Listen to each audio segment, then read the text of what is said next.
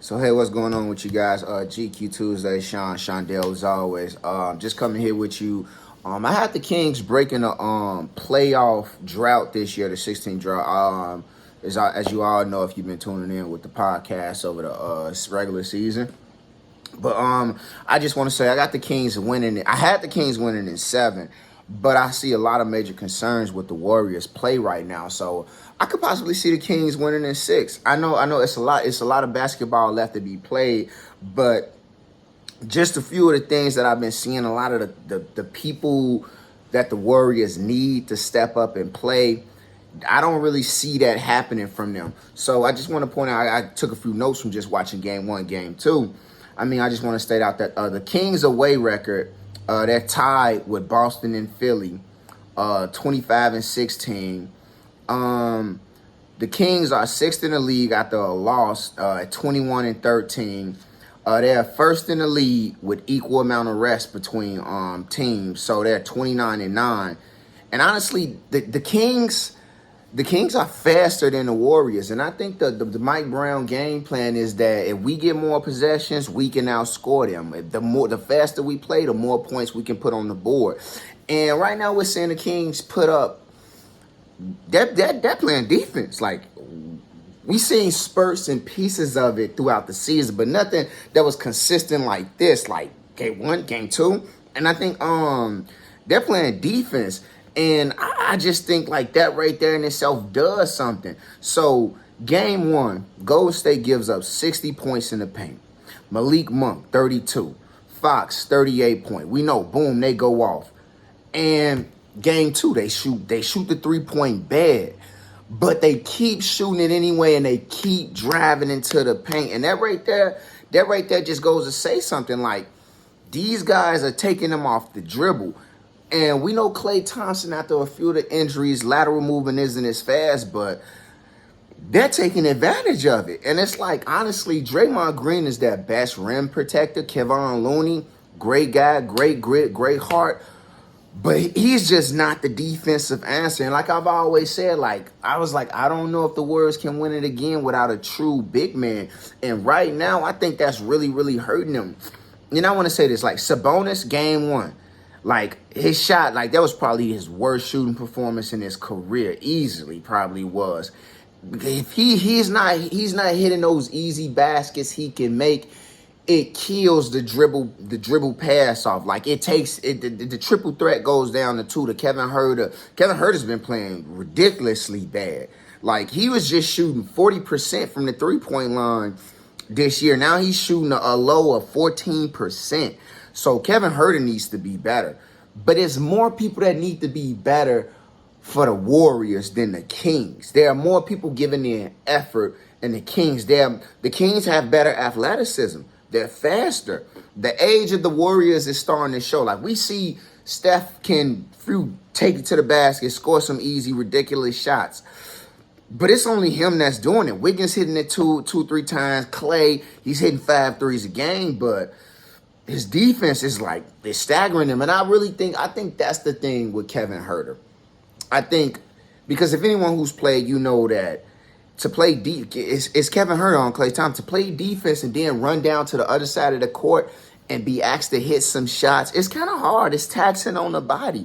It fatigues you. So maybe when the conditioning gets there and Klay get wore out, the longer the series goes, the worse it is for Golden State. So Kevin Huerter, I can see him getting back into the flow of things just by Klay being taxed. So maybe his offense will show back up, because he shot 40% for the season. It's an 82-game season. That's not a fluke. He can shoot. He's just shooting bad. I think it's coming from him trying to put in so much effort on defense. I think that's what it is. So a few other things I have. Davion Mitchell. Like, oh my God, the dude is he's good on defense. Like, that's what the draft scouting report coming out of college was, right? Man, he's doing a good job guarding Steph as best as you can. But I think a lot of the times when you have to go against Steph and guard Steph, you just have to live with it. Like, you just got to say, hey, I'm just gonna keep playing. I'm gonna keep my head down. You just keep chasing him, keep putting pressure on him. So Sabonis stepped up on a lot of the ball screens with Curry and Klay. And that right there, that changed a few things. It's looking like Mike Brown, he does, like, he was with the Warriors for like 3-4 years. He kind of understands, he kind of understands the mind of Curry, and it's doing a lot. And I think having Sabonis, the more he's Draymond, but he's actual Draymond with offense, can score the basket. I mean, his free throw shooting is trash, but he can actually score the ball. And I think that's more of a triple threat than Draymond. And Draymond's a great facilitator. He gets the ball, he passes to Clay, Clay passes it back to him, Clay run around, boom, Dre's finding him back running. Boom, Dre's finding Gary Payton, Kevin Looney right there sitting by himself. A lot of times it's been Wiggins just sitting wide open, and they get it to him. But I think, honestly, Dre's going to have a hard time just keep doing it, because it's looking like they're fast. They're fast. And Sabonis was able to recover back to a lot of those contestations back to the paint. So that right there in itself, that's major. That's big. I mean, I already talked about Klay Thompson's lateral movement. He's a step slow. We love Klay. He battled back from tremendous injuries and he won the ring. Klay Thompson is Klay Thompson. Kevin Huerter, he needs to be better. The Kings' pace is ridiculously fast. They just don't stop. I know they run like 100 suicides an hour. They got to, because they're getting downhill at a ridiculously fast pace. The last three things I think about is Jordan Poole. The Jordan Poole minutes may start to deplete even more. He's had a tough season, and it doesn't look like he's like, I know people like, when the Warriors get there, they can just turn it on in the playoffs. But that cool Warriors team can turn it on, yeah.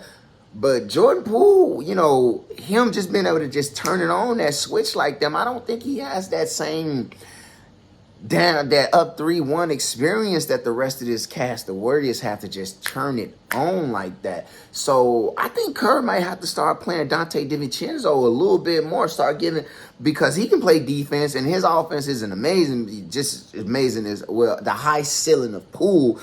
But, he's playing better, and he has defense. Poole is a defensive liability, and it's looked like he's complaining too much, man. Just get out there and ball, I think, honestly, the Warriors, I think they win Game 3, but I think the Kings, they win Game 4. And this is why I think the Kings win Game 4. Because the Kings, this whole season, even previously, De'Aaron Fox, he's been along with them for 5-6 years. The Kings don't get calls. They all, a lot of this season, they don't get calls. They fought, they gritted, they had to earn their respect. So the Kings are used to being in houses and situations where it's tough, it's hard on them, and people weren't respecting them. Even when they were winning, they didn't get a lot of respect towards the end of the season. The Kings are used to playing in hostile environments. They're used to being gritty and having a fight. They're a good away team. They're good bouncing back from a loss. And they're one of the best teams when they get equal rest. So I see the Kings taking one of these games at home. And I know Golden State, as terrible as they are on the road, they're complete opposite at home. So it's going to be tough, but I do think they have the pieces and the resilience that they've shown during the regular season that they can win, and they can steal one of those. Not even steal, just compete and win the game out flat out right. They've shown it. They have the resilience. They can do it. Now, I think the Warriors will win one, but I think it comes back to sack 3-1. Kings up. Is this the end for the Warriors dynasty? I mean, even if they beat the Kings, I don't know. I don't truly think they have the pieces to be the best team coming out of the West. I think the Lakers right now, they're a dark horse, and I still think Denver is, that boy Jokic, that is a man. But yeah, that's my take with the Kings Warriors.